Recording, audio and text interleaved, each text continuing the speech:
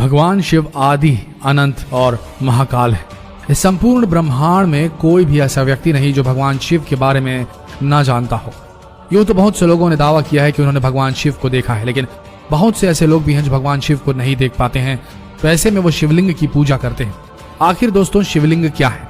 शिवलिंग का वास्तविक अर्थ क्या है? आखिर शिवलिंग क्या प्रस्तुत करता है और क्या दर्शाता है? इस खास वीडियो में हम इस रहस्य से पर्दा उठाने जा रहे हैं कि आखिर भगवान शिव के प्रतीक के रूप में पूजा जाने वाला शिवलिंग क्या दर्शाता है। तो इस वीडियो को अंत तक जरूर देखिएगा। बहुत से लोगों ने शिवलिंग का गलत अर्थ बताकर लोगों को भ्रमित कर रखा है, लेकिन सबसे ज्यादा आश्चर्य वाली बात यह है कि इसमें विदेशी लोगों के साथ साथ कुछ अपने देश के लोग भी शामिल हैं। इन लोगों ने शिवलिंग का इतना गंदा मतलब निकाल रखा है कि हम उनको बताना भी महादेव का अपमान समझते हैं, लेकिन अब और नहीं। आज के बाद आपको शिवलिंग का वास्तविक अर्थ और उसका मतलब पता लग जाएगा। इस वीडियो में बने रहिएगा। आज के बाद आपसे कोई फालतू की बातें नहीं करेगा, और जो करना चाहेगा या जो भगवान शिव के बारे में कुछ कहेगा या शिवलिंग के बारे में बुराई करेगा, तो आप यह वीडियो उन्हें जरूर भेजिएगा।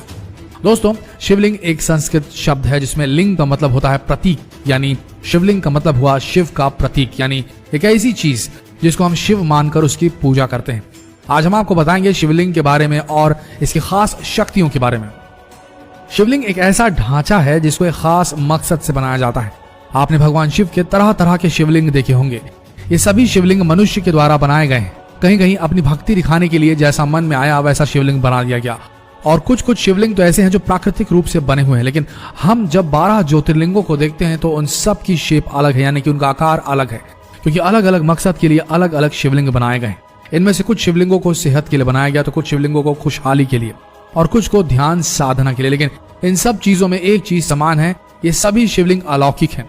इसका सरल अर्थ यह है कि शिव किसी स्त्री या पुरुष का प्रतीक न होकर संपूर्ण ब्रह्मांड, आकाश, सूर्य और निराकार का प्रतीक है। उन्हें किसी एक चीज में नहीं रखा जा सकता, क्योंकि वो खुद एक प्रतीक है। अगर आप वैज्ञानिकों द्वारा ली गई कुछ तस्वीरें देखेंगे तो आप पाएंगे कि हमारा ब्रह्मांड भी शिवलिंग से मिलता जुलता है। स्कंद पुराण के अनुसार है आकाश स्वयं एक लिंग है और शिवलिंग समस्त ब्रह्मांड की धुरी है। शिवलिंग अनंत है, इसकी ना कोई शुरुआत है और ना ही कोई अंत, इसलिए शिवलिंग का एक अर्थ अंत भी होता है। बहुत से शिवलिंगों को प्राचीन ज्ञान और शास्त्रों में दिए गए निर्देशों से बनाया गया है। जैसे कि हमने आपको बताया, शिवलिंग का अर्थ अंत भी होता है। और आप तो जानते ही हैं, स्वयं भगवान शिव जिन्हें विनाशक, द डिस्ट्रॉयर भी कहा जाता है, जो इस ब्रह्मांड और सृष्टि की शुरुआत भी है और अंत भी है। दोस्तों, इस ब्रह्मांड में दो ही चीजें हैं जो असल में वास्तविक है। एक एनर्जी, जिसे ऑरा भी कहा जा सकता है, और दूसरा पदार्थ।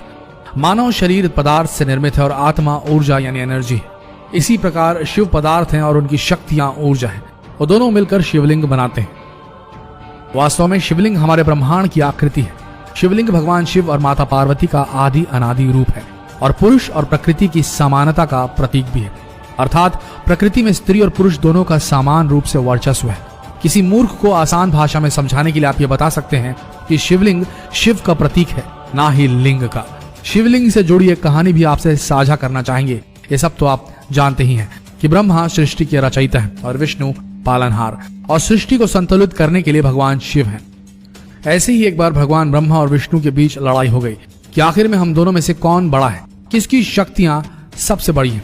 दोनों आपस में बहस करने लगे। इतनी ही देर में एक आकाशवाणी हुई जिसमें कहा गया, एक खास काला पत्थर है जिसकी ऊंचाई या गहराई का अगर किसी ने भी अंदाजा लगाया तो सबसे बड़ा हो जाएगा। ऐसे में भगवान ब्रह्मा ने जैसे ही सुना, वो तुरंत उसकी तरफ रुख करने लगे ताकि उसका अंतिम छोर ढूंढ सके। वहीं भगवान विष्णु उनकी जड़ की तरफ बढ़े, क्योंकि उन्हें पता था कि किसी पौधे की भांति इस शिवलिंग का कोई ना कोई जड़ जरूर होगा। और दोनों लगातार उस काले पत्थर की जड़ और अंतिम सीमा को ढूंढने के लिए बढ़ते ही रहे। और जब वो हार कर हताश हो गए, तब फिर से आकाशवाणी हुई जिसमें बताया गया कि अगर आप दोनों इसे ढूंढने में असमर्थ हैं, यानी आप सर्वशक्तिमान नहीं है।